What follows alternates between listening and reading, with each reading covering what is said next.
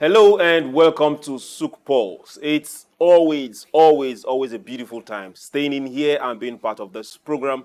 Not just being the presenter, but knowing fully well that you also there are arguing on your side. And to those that happen to be your neighbors, your friends, and those you call around and talk about this program, we also get to hear.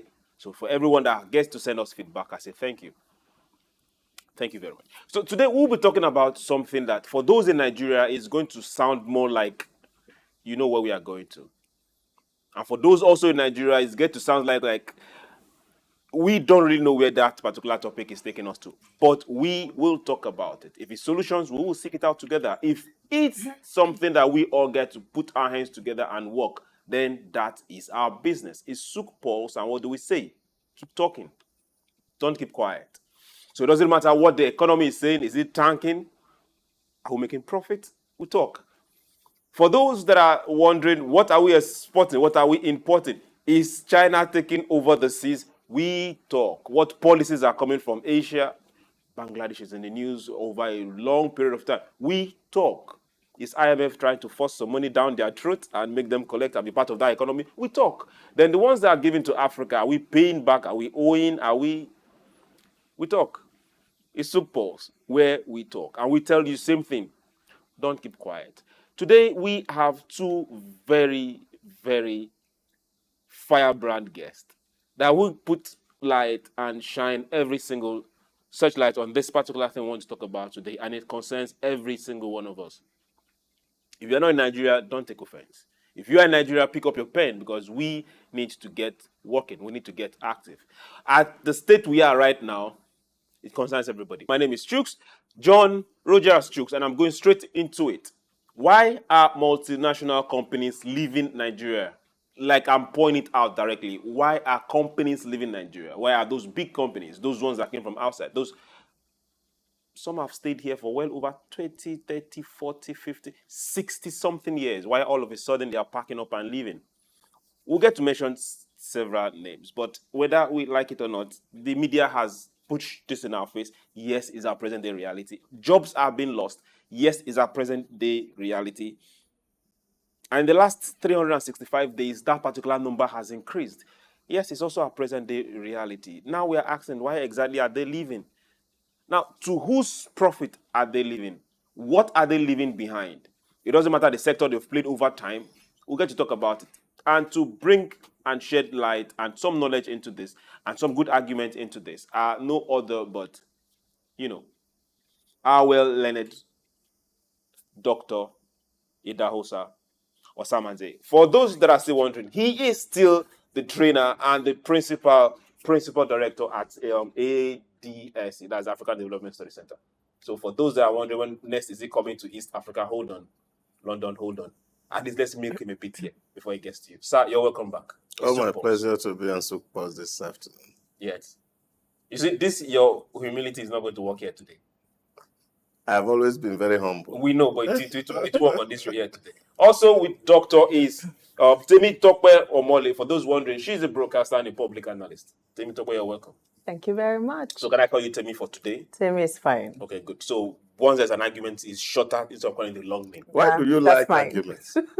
It makes the word go round. Varied opinions makes the conversation interesting. So arguments can be interesting. Good. So let's start. I don't like arguments. As long as you're marshalling your points well. You don't like and there are no bumps or blows. Or you teach me to argue. Now I'm afraid the way I am sitting right in the middle of this argument, am I safe? You're covered. Thank you. So now let's go straight to the point. Why are companies leaving? That is always from our topic. We'll take our first questions. Why are companies leaving Nigeria? So do we go ladies first? I think it's there are very simple questions to answer as far as I'm concerned. Okay. Although a lot of people tend to want to read politics into some of the issues, especially in the African region, but it's also to look at the nature of the global economy and see how things have been in the last decade in Europe, in America, even in Asia, that companies now are becoming more nationalistic as Joe Biden said recently, that geopolitics is actually threatening global economy. Where, of course, it started with a Donald Trump regime, where he purely stated at the United America Nations first. House, please go and look after your country because I was elected to serve America and American people I will serve. So this is a problem. So once economies are teething, global climates are bad. You see huge unemployment everywhere across the globe, just not in the third world, even in the first world. There are huge unemployment figures. The real reason why Britain left EU, the Brexit debate, was so-called how to protect jobs in the UK. But did they end up protecting it? So, yeah, because whether the jobs are protected is a different ball game. Okay. So what you see companies are doing right now, you see most of the companies that have shifted outside are now coming back to create economy for their own country. And of course, again, you also see that there's a shift in the way things are happening with the coming of AI and the rest of the development in the tech industry, where the top 10 companies making huge profits really do not have a building or a house on the ground where they are doing business. This is a challenge for many companies. And the climate change actions too is also not helping issues. Of course, we're thinking of how do we remove carbon footprint on the ground. People are switching away from fossil fuel to electric vehicles and the rest of it. All of these are issues that most have to face companies to rethink their model of operation if they have to remain in business at all. Okay, so while they are rethinking their model, if they have to remain in business and leaving Nigeria, why are they leaving?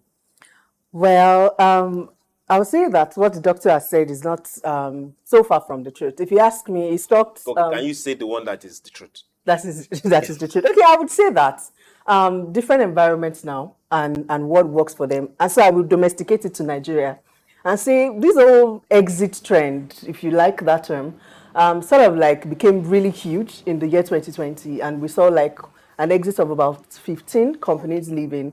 We got into 2021, we had about 21 people leaving. And these are multinationals who are not just responsible for employing unemployed Nigerians, also developing the communities that host them where they are set up.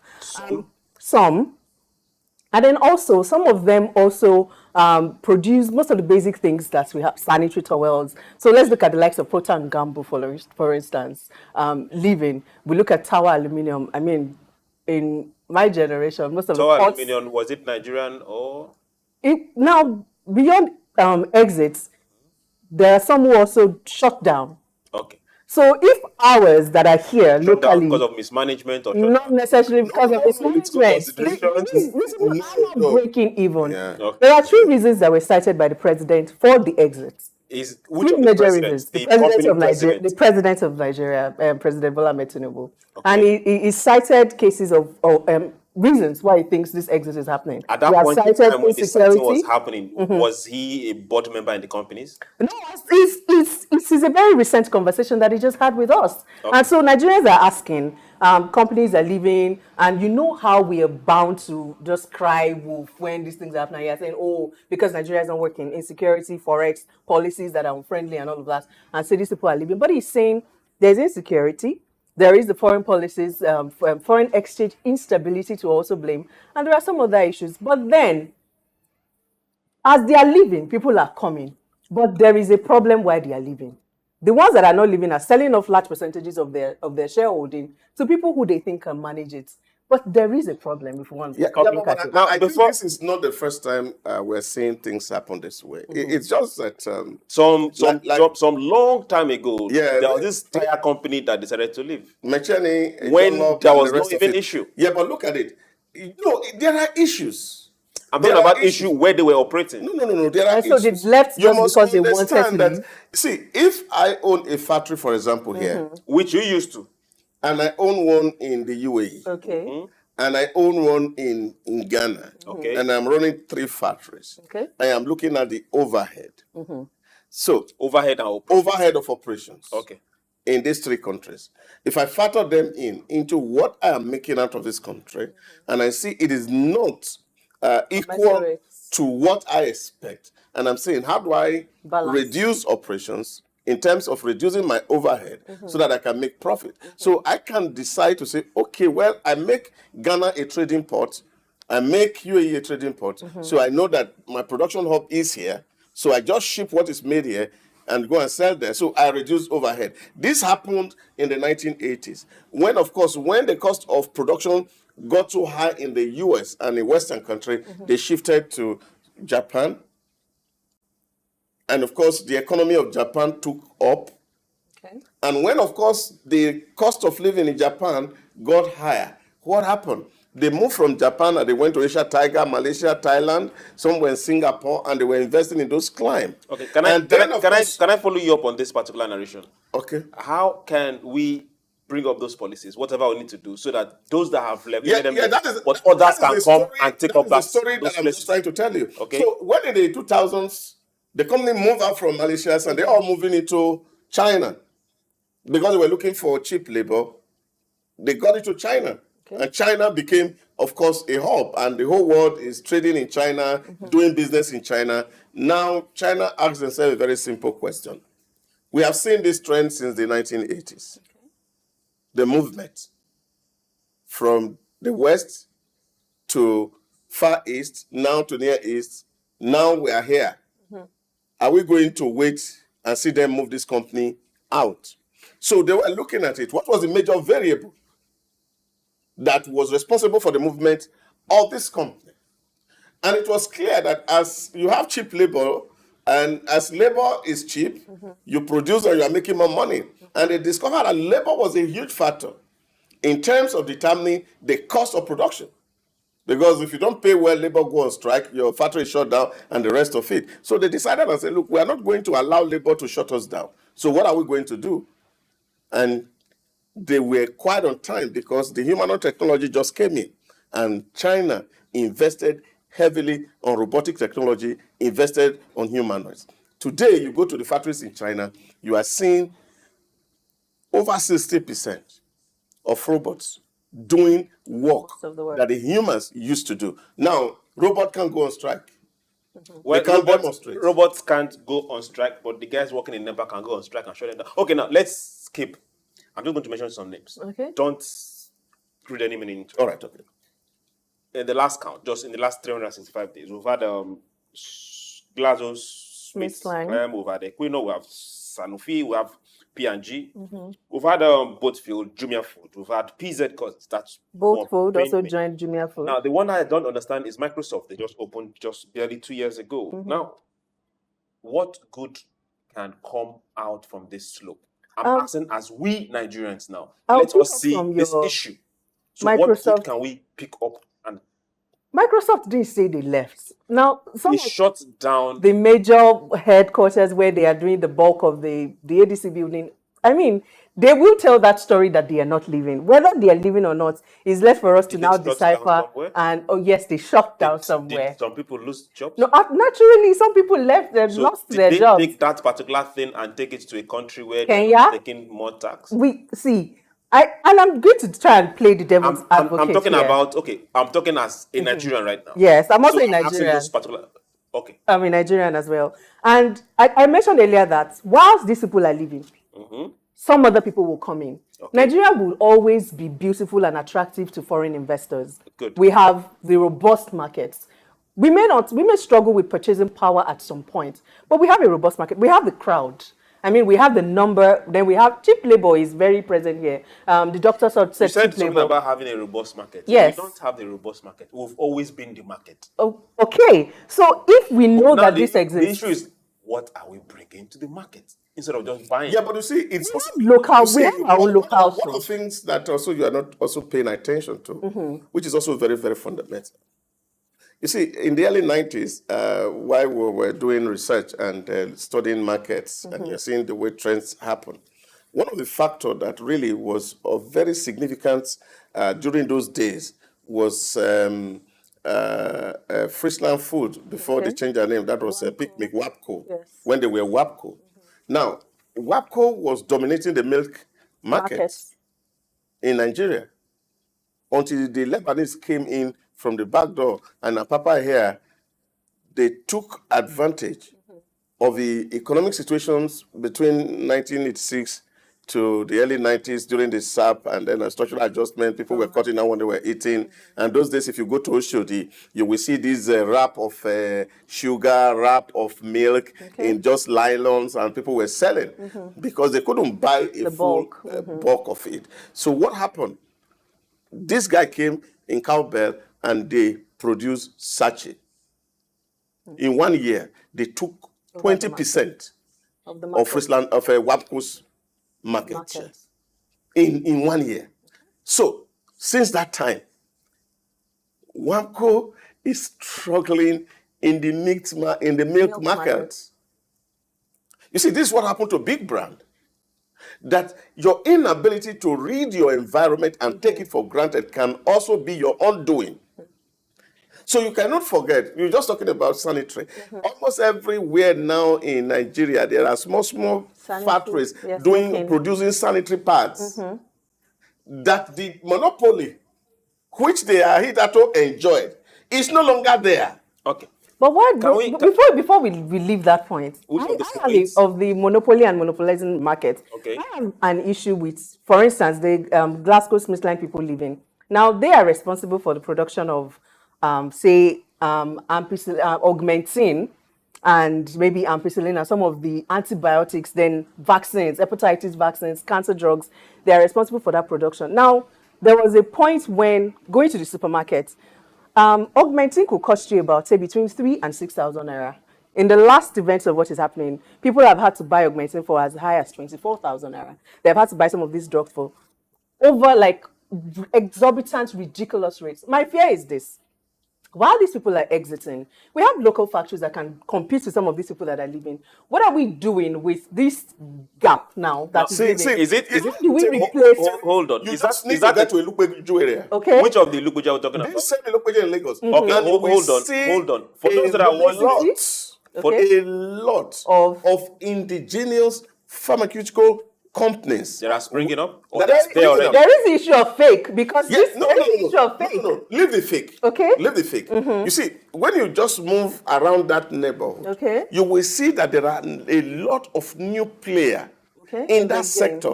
So from the 2000, the market will not be as lucrative as they used to enjoy it. You see, because that's the foreign ones leaving now. Oh yes, this is what is happening. So majorly they enjoyed a whole lot of government monopoly. Monopoly before, but now when you see a lot of new entrants coming into here, they are not going to play in quality, they are not going to play in brands, they are going to play with price. Okay. So you will see that many of the local people are buying cheaper things, which is of course what even the bigger factories in America are suffering, especially are you saying they are sourcing their resources for production? Hold on. No. Before we get to where I have hello, doctor. One pharmaceutical company. I don't want to be calling name on the show. Okay. So when you just look at a number of people who are playing in that sector, can you write the name and pass to me? I can pass to you so that you can go and do the follow-up later. Okay. So there are a lot of people who play in that sector. Okay. And what they do, really, you can call it, whether it's assembly or not, but they have a lot of partnership with most Asia countries, with headquarters in India. Okay. And they are duplicating some of all these things because the ingredients are the same. So if you give me quality, the ingredients may be the same, but the quality of the ingredients. Hold on. See, let's take this stop somewhere. Okay, I'll yield to the ground. Okay. Even though the ground is not yours to yield. Okay. Are we there now? Yes. Okay. I will yield. Let's look at this. There's been this particular argument that a lot of the companies have put up, not just them. Okay. That one of the major things affecting them is FX. Okay. Both for import, for raw materials, and for getting their money back. Well, that last part does not make sense. Does not make sense to me. Now, to what extent are we going to agree that the fluctuation in Naira and FX and devaluation has affected these companies? Well, there's no doubt that the issue of devaluation will affect companies. There's no doubt. But you see, the point that I wanted to take in, which is the real argument, Because it's not only here that there are devaluations. Yes. You go to Japan, of course, yen is constantly under pressure. If you go to China, the yuan is constantly under pressure. So it's At not the rate at which the naira fell. the rate. It's not about rate of companies are still running in Zimbabwe. Worst currency globally. People are still there. They have not moved. What I'm saying to you is Zimbabwe companies kind of went more than 80% shut down during Mugabe. My take but is that what I'm saying to you here is that you see, you have to look at some basic thing. okay. You see, if I am working, Can we look at the if effects I'm that working, wait for devaluation? example, Okay. I'm just giving you an example of overhead Okay. because there's some certain standard. If you work for P&G, for example, Multinational. what they pay their staff, which is denominated in dollars, will make them not competitive in the face of FS. But whereas those who are paying in naira will still be able to survive. Did they not factor their payment based on what they were producing what they were also pricing their product? No. Beyond You see, the payment, it's a investment brand. is also a It's the problem. brand. Investors coming in, what the investor is putting in and what you're reaping at the end of the day, there is no balance. Yeah. So the It's- investment that you put in, it's you're a expecting some market profit. you are It's a mining. loss. It's a market you are mining. It's a market you're You mining. are mining. You see, Don't take the losses and just take it in stride. Yeah, because what you're paying on your overhead, take for example, Cadbury, for a very long time, never connected to the national grid. All they were doing was diesel. Okay. You see, that's suicide in itself. To run a factory 24 hours on diesel. Did they have an option of connecting to a national grid that was going to work? Yes, of course. What I'm saying to you is that there are people who are alternating between the national grid, Okay. though it's epileptic, and diesel. And sometimes this thing work. And they are making some savings by that hybrid. Okay. So- While making those savings, let's move on. So there's a whole lot of ground to cover. Okay. Let's look at raw materials. A lot of these companies, a lot of these multinationals were getting their raw materials from outside this country. Now, one thing most people don't understand is that where they were getting those raw materials were majorly their home countries. Okay. Which is still And taking they the were money back. servicing Their own economy. their own economy.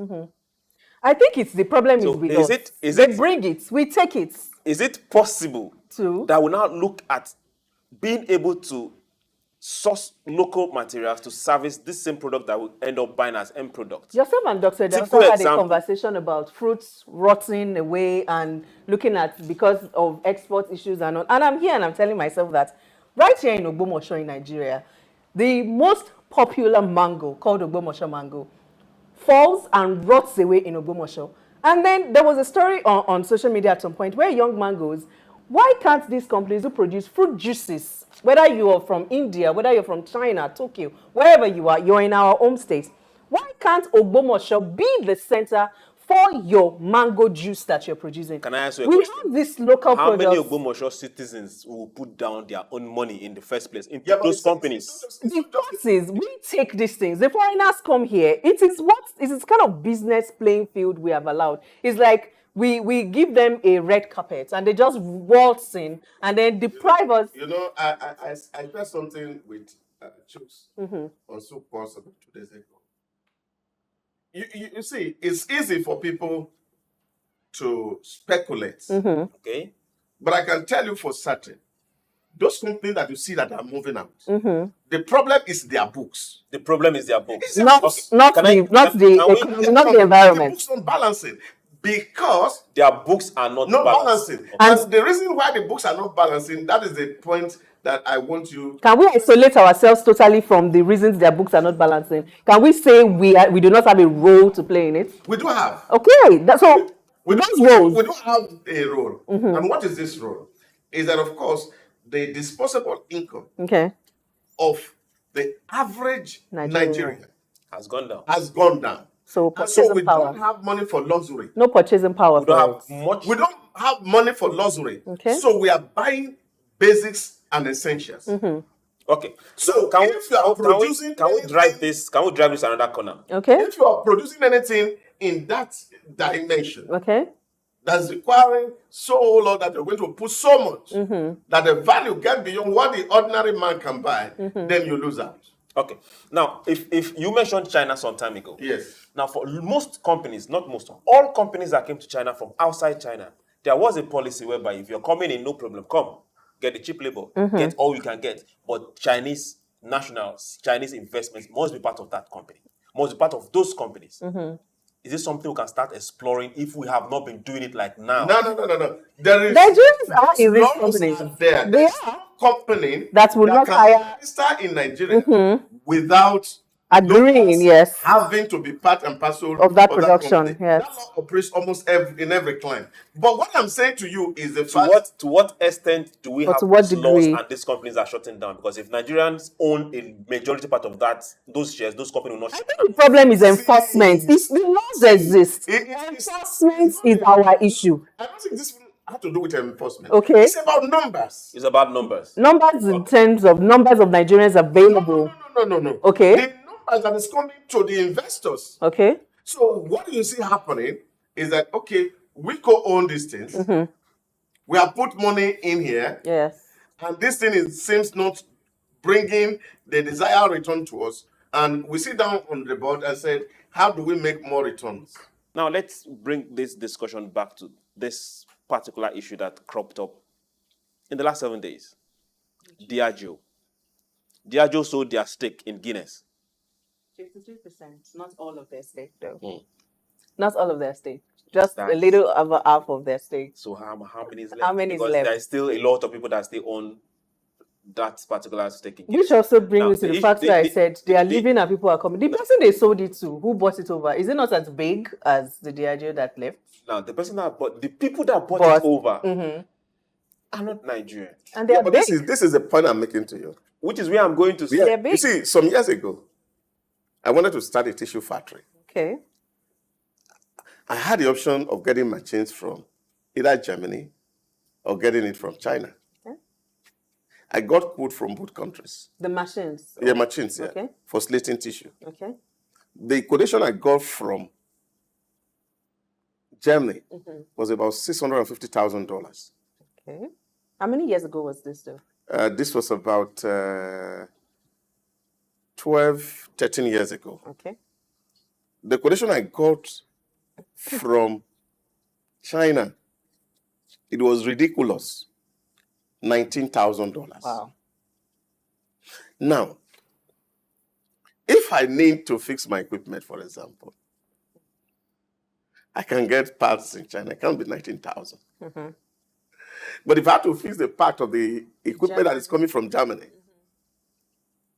I will have to cough out my blood to pay. Okay. So this is the issues that we must put into perspective. You see, many of the European companies you are seeing are investing heavily, hugely on machineries. This cost is transferred to the cost of the product. So when they stay in market with these Lebanese and these Chinese and this Indian, they cannot play. Okay. Even in their home country, they are not playing. They can play, they cannot play. You mentioned Indians. Even you in their mentioned home country, Lebanese. they cannot play. I didn't hear Africans in the three you mentioned. That they try to source from. No. The players, Okay. right? The players. I heard you mention Chinese. I heard you mention Lebanese. I heard you mention. Where are Africans? They are just growing up. We are not. I don't agree. long I are do we not going to agree. grow? No, I do not agree that we are growing up. We are just growing I up. believe that we are not giving enough energy to showing up. Who is not giving? Africans? We are not showing up enough. For I believe Who that should give you the energy to show up? we are the ones. I mean, we have a voice. So who is holding you down? Ourselves, we are holding ourselves down. I mean, the field is there. They say everybody come and play. We over time had this whole is it lackadaisical or laissez-faire? We just want people to come. There's this quote that says, "You are going to save yourself. Nobody is coming to save you." So until we realize Can we go back to that your? nobody is coming to save us. Can we go back to your analogy of the Ogbomosho mango? Yes. That happens to be. I think that's where you're from. I'm Or not. I'm not from Ogbomoso, but I love around there. Ogbomoso Thank mango. you. Now, Okay. Ogbomoso mango is in Ogbomoso. I hope I'm pronouncing it well. Yes, it is And there's a whole Ogbomoso. lot of And travels across Ogbomoso. Thank you. It is Now, most expensive in Lagos. good. Now we are looking for a factory to come to Ogbomoso and produce fruit juice from Ogbomoso mango. Yes. Are there not more than 4-5 million people from Ogbomoso? Yeah, but you see, this Around is Ogbomoso. Yes. this is a Who will problem. produce that? Where is the capital? Where is what? Where is the capital? Let's even leave the capital out. I don't know if am I making sense in this I question? do not know if you are. I don't, understand because I your don't get. question. I don't get it yet. See, this is a problem. Okay. I was having a conversation with somebody from my village, and he said, "Oh, corn is wasting everywhere." Oh, and I said, "Wow, a friend of mine in Venezuela needs about 10, 40-foot container of corn. Please, can you help me source one container?" Then the narrative have you changed. gotten the container? One open body lorry cannot be filled. So this is a problem. We can see as if these things are wasted. You see, but by the time you open a factory for it, the question is can those mango really suffice without downtime for the factory? So these are the things that we need. I believe that if we want to, we can work towards some of these things. I don't want to mention, I don't want to get into surcharging issues here, but there are brands. We have the IITA. Okay, now, IITA is a research institute. I get you. Okay. And over the years, we've had a lot of conferences and meetups where these people set up conversations and say, they bring local people from a place in Monia in Ibadan to their big hub and they want to train you, seed identification, how to do these seeds. Let us take this local farming from this level and make it bigger. There are lands, vast lands. And then you would have these same people rise and say, oh, they want to take over our land. They want to sell it to this. The question, like you said earlier, is who are the people holding us back? I think there is a reorientation conversation that is yet to happen to our people. How long is that conversation going to happen? A continuous conversation that will never stop. It's a conversation. It must be ongoing. Because these things that we cannot be living by the stream and be using just the sand to scrub our body. But you see, the issue is this. And this is where, for me, you see the West, they stand out tall. And once you find some challenge, then they'll be looking for what solution fits it. And those solutions, they quickly fix. I mentioned this on the show 2 days, yesterday while we're doing early morning SBL. See, if you look at what has happened with synthetic technology, that what you see happen, that farm cannot produce most of the time some of these things that we are talking about. To be able to produce the large scale that people will need. That's why you still see the organic products are exorbitant, hugely exorbitant. But if you are to produce for mass market, then you must be looking at a technology that will produce this for that market. But if you are going to wait for, like you're talking about, this organic, you will discover that the money that we are going to be putting into this organic might not equate what everyone can get of it. People are going towards GMO now. We are beginning to say, what if all of this scarcity of food crops, the expenses and all of that leads us to another conversation where we're now looking at the entry of GMO food products into the country. That now becomes another issue we are looking at. Is the GMO entering or not? You just mentioned IITA. Yes. Good. So it's just modified. It's just genetically modified. Be it the seedlings, be it the stem. Conversations we can have. That is not an issue. Proffering this. Are there no ways we can salvage this issue? Yeah, it is possible. But that is, again, like I said, I've always talked about the mental laziness of the average African person. Laid back. Okay. As far as the mental laziness go, let's bring us back. Okay. Now, we're looking at companies that are leaving. Yeah. Let's now go back to another sector, a particular sector that has fed us over time, where we are making the bulk of our money. Which is? Oil industry, crude industry, oil and oil byproducts. Shell PLC, Exxon Mobil, Eni. Now, they have sold a lot of their onshore and offshore facilities. Seplat. Yes. Now, the question is, as they are selling and moving, who is going to clean up after them? You see, some years ago, a few months back, we were having this conversation, and I think when Dangote was setting up refinery, and with that very huge investment, the question I was asking, I said, "Is this saying something that other people are not saying?" Because the word is transition. What is Economic talking about now? Yes, I said, well, maybe in next 10 years, 20 years, it would have recouped whatever investment that is going there. But So it will no longer be as if he has lost anything. So, but you are looking, in the longer run, if this company is to survive him, the chances of it remaining is dim because of the direction the world is headed right now. Research has moved away from crude to EV.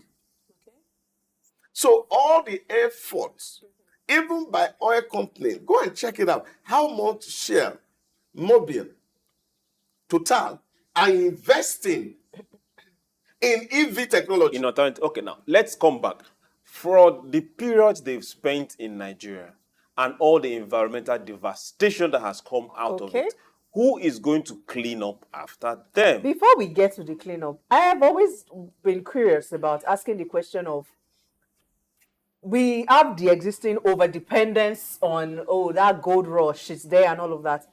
There is the focus on the host communities where these people stayed, where there is no replication of, we do not see the oil wealth rubbing off on these host communities. Let's not talk about all of their fishes dying and all of those. That has been a long conversation. So maybe they've even moved away from that, and then they've been choked with kidnapping happens here because of this presence of these expatriates and all of that. Let's forget that our people did not really feed fats from the presence of this community in their community. You are can we stay? Hello,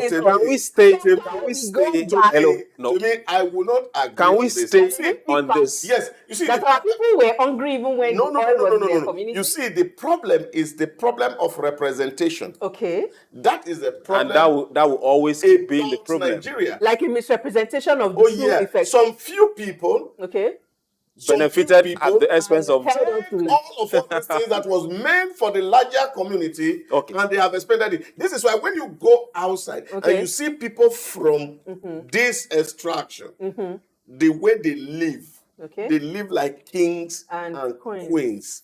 Because the money that would have been spent gone round to take care of on the environment, to make those who are at home, who are local, live nice. Yes. The few who are the elite have taken it on it, and they don't allow it to spread. So it will look as if that the oil companies are not doing enough.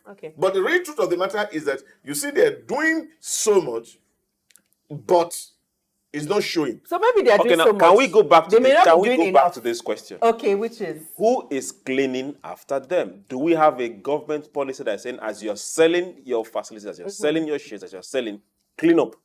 Most of them are not saying they are selling off and leaving. They are saying they are yielding local production to... we clean up. Okay. Who will clean up?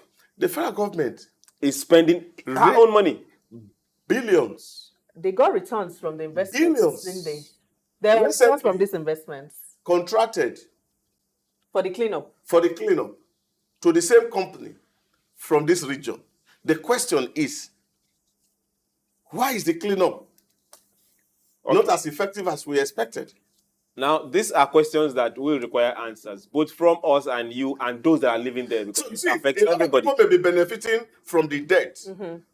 How? From the debt that is remaining after they have left? Oh, yeah. Like cleanup companies? Yes, so the environment is degraded, is deplorable. Yes, it is. And therefore, chooks take a briefcase to go and argue. Okay. That you see, you have not given us enough money to clean up after. And our environment is dirty. So they give him money. Now they say, okay, go and clean it up. Okay. So he leaves it. The next year he go back with another briefcase. Because the cleanup is feeding him. And it will not allow the place to be tidied. Is it not an evidence gap in still the policies that were made to guide? Is this not a gap in I'm looking for the right word now. to some extent, we are supposed to be protected somewhat. These investors come in with all the big money and all of that. And while we are taking the good, we are aware that there is a bad that will come with it.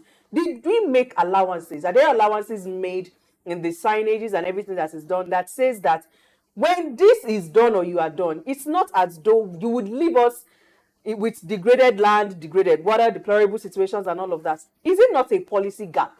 It's not a What policy should gap. have been done No. before? The policies are there.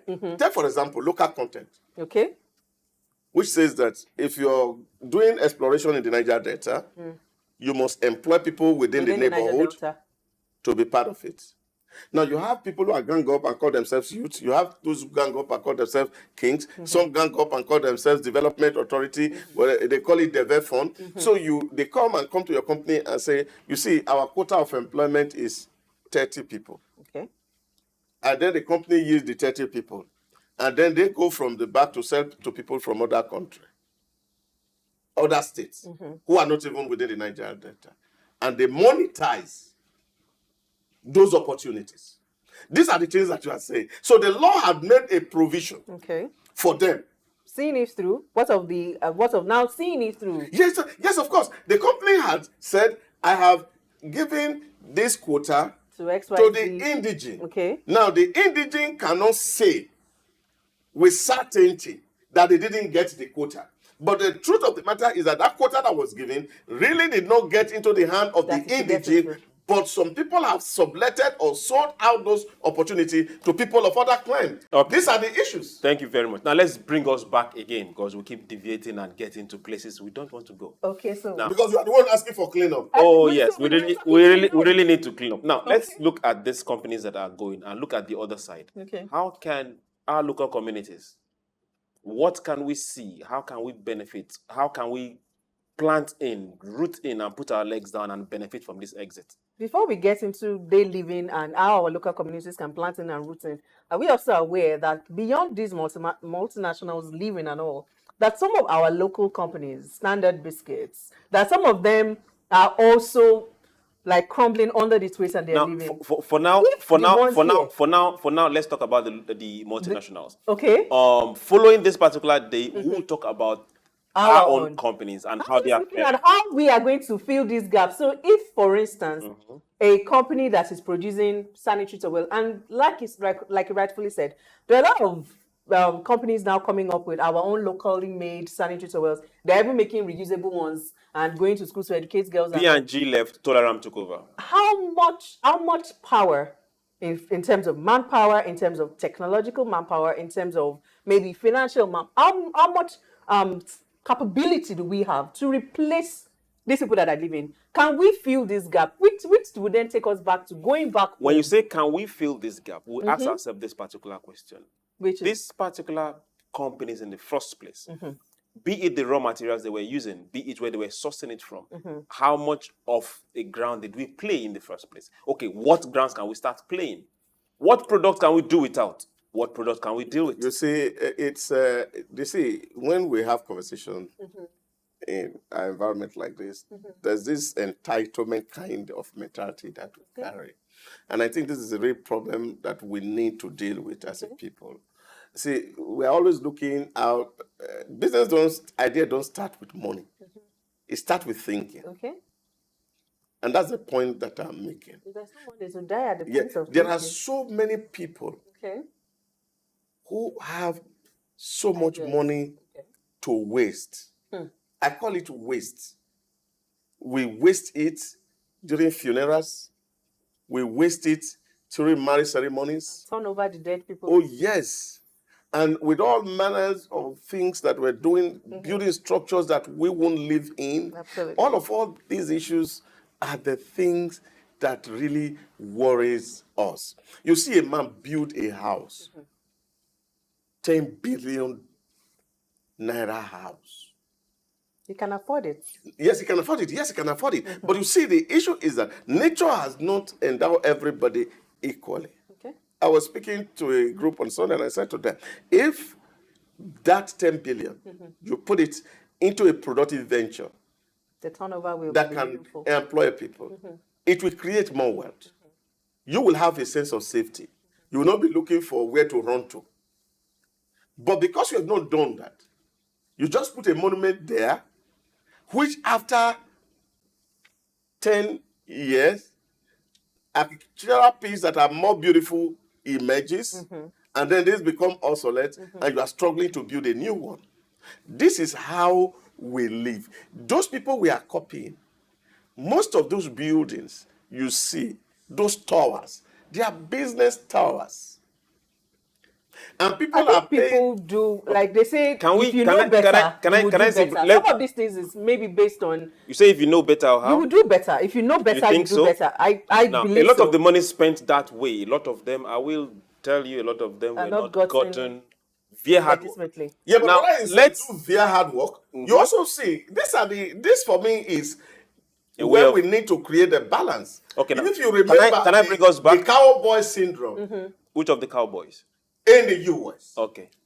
How some of all these people made money via even illegal routes I don't believe and that. put it in their environment and built their environment. Nobody says that because you see money and you stole it, you cannot use it to build infrastructure. I or agree build with you on great that. issues. So But I what we're also doing think- is that the kind of lifestyle that we are living. You see Nigerians in the UAE, for example, who can pump Money. what they call it now, this champagne. Oh, okay. Very expensive champagne in million in one bottle. What's that? And open it and turn it Shower, down you just wash hands and and shower wash with it. What? So Can you this- educate us? What is It's an expensive drink. Yes. It's an expensive. Yeah. So this is the kind of lifestyle we are living. But whereas elsewhere, people are thinking, what solution to create? There are hardworking Nigerians. I do not want us to forget that. Excuse me. There are This SMEs is not in where Nigeria we are heading to. who can replace these people that are leaving. The We are question not looking for is, replacing. living environments. We are looking for what? We're not looking for replacing. We are looking at Now we are looking at this set of industries have gone. That are Okay, leaving. some of them have sold, some of them have shut down. But now at the long run, a lot of people have lost jobs. Their jobs, yes. Whether we like it or not. Pockets, families are affected. Mm-hmm. What can this immediate community do? the immediate communities where they left from. The immediate community, we who have lost job, immediate community, where Back to the are, things that they what abandoned when they saw the do? fleas coming. I mean, before these people came, I'm a proud Yoruba girl, and where I come from, we have a lot of proverbs. They would say before maize came, there was something that the hen was feeding on. Before these people came to our communities, we weren't starving. People were eating. They may not have been eating the kind of meals they're eating now that these people came, but they were feeding. It is that, like I said, nobody is coming to save you. Those you thought were coming to save you have now left you where you were, maybe worse than you were when they came. So it is going back and picking up your tools that you dropped and washing it and realizing that you're now going back to the farm, if that was what you were doing, that you're going back to the classroom if you were a teacher, that you're going back to what your means of livelihood was before. Pick yourself up and get something doing. We are such people that if we determine that we want to put our hands in this thing, we are hardworking when we do not want to sit back and lazy away. And if we get at it, it's just a function of the earlier we get back at it, the better. Otherwise, it starts becoming a but case see, of famine and hunger. my issue is not about hard work. Okay? My issue is what you do with what you earn Okay? from hard work. Makes sense. Yeah, so I understand that a whole lot of Nigerians, they are really struggling. And sometimes when we see the way we are struggling and how we are going to fritter away what comes from that struggle is what I have issues with. It's ridiculous. So why will I work so hard and earn so much money and just to bury one old woman?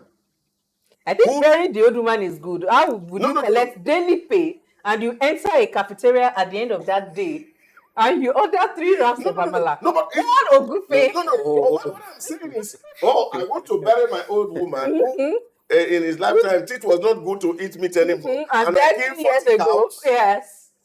And just then, to feel good to maybe you people. didn't take care of her when she was alive. Yeah. So these are for me where I have real issues. We need to educate our people Absolutely, I agree. how to reinvest in businesses. Because when you see the way, take for example, we are talking about the wave of banking not having so much money. Can you check out how the head of our banks are living? They're What very more money we are putting in this system? How we are making that environment? And now we are coming back to the market to raise money. And we're looking at the lifestyle of some certain people.